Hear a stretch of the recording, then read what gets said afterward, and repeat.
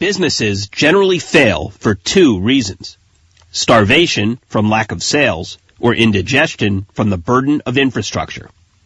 This program will focus on infrastructure, the megatrend toward remote infrastructure management, and the more specific trend toward remote database administration. The hard fact is that business data is growing exponentially.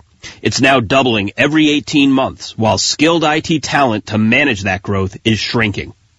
This means that most businesses will likely suffer severe to catastrophic service disruptions unless they adopt a scalable database administration strategy to profit, not perish, from the onslaught of new data. In this program, Gartner Research Vice President Rich Matlis will look at the megatrend toward remote infrastructure management, and John Bostic, CEO of dbaDIRECT, will reveal how companies are able to increase focus on their core business because they choose remote database administration as a sourcing strategy.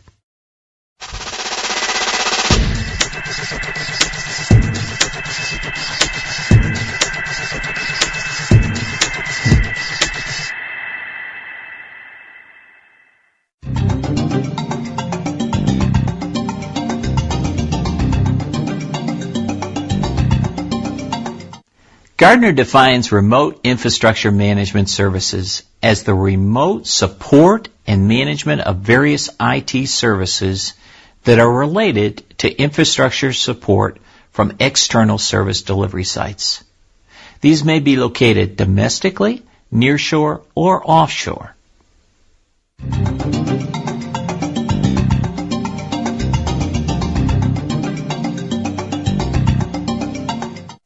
There are two segments that we see being addressed in remote infrastructure management services. One is the monitoring services, in which we see monitoring of things like data centers, desktops, and networks. The second is around specialized support services such as database administration, ERP support, and technical support around platforms such as Unix, Wintel, and Linux.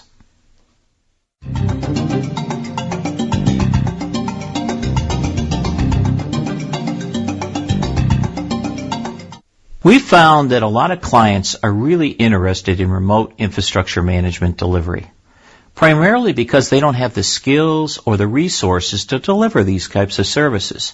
And so they're looking at remote infrastructure management as a way to achieve and get these resources. In fact, we did a recent survey of over 300 clients, and we asked them what were some of the key areas.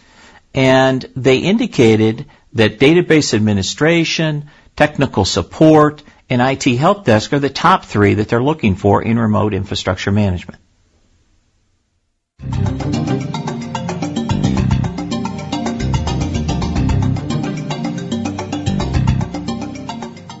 The growth for remote infrastructure management is an interesting question that clients have told us they want to achieve cost takeout, and that is always a major issue, bringing down cost. But along with that, they want to achieve better speed and agility and flexibility with bringing up different services. They also want to gain access to technical expertise and skills that they may not have in place. And finally, they want to improve the actual IT services that they offer to end users. These are the top 4 reasons that we heard when we talked to clients.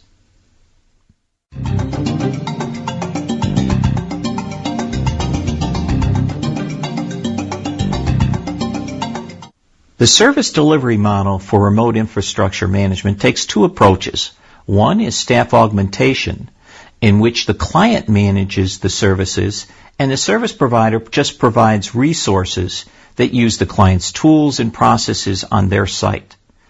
The second, which is really a best practice, is for a managed service where the service provider actually manages the process, the tools, and brings in automation that improves the scale and productivity. And through that type of a process, you can really turn to a complete commitment to SLAs and really improve the efficiency of your staff.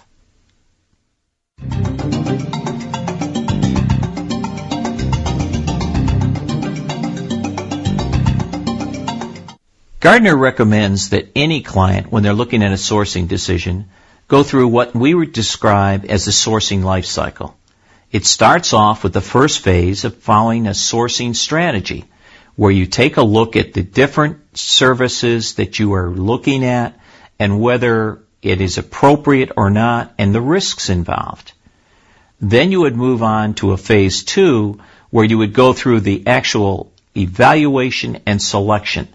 And there you would go through a formal process of gathering the final deliverables and getting bids from your various providers.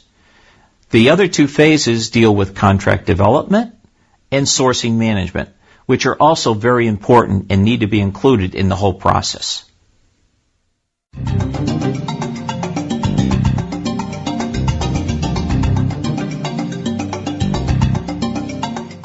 To measure the effectiveness of remote management services, we believe it's very important to have service levels and a commitment to those. And we believe the in-service levels drive the behavior for the service provider.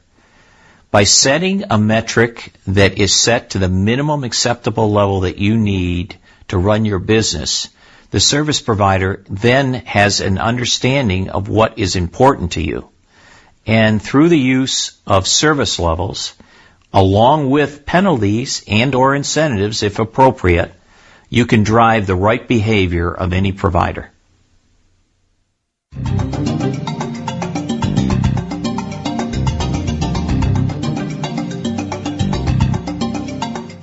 Well, it's important to note that the actual infrastructure services in general is growing from $167 billion in 2006 all the way up to $225 billion by 2011.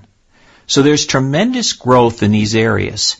As far as the remote infrastructure services, we find that that's growing at 20 to 30%, which exceeds the overall growth of around 7%. Much of this is in the areas, as I mentioned earlier, of database administration, remote technical support, and IT help desk. The leader of this is in database administration, where we see a range of almost 60% of this that's being offered and delivered remotely. So when you look at remote infrastructure management services, it is a great way to improve your cost, to gain scarce resources where you might need it, and also to get good technical skills to help supplement and support your business.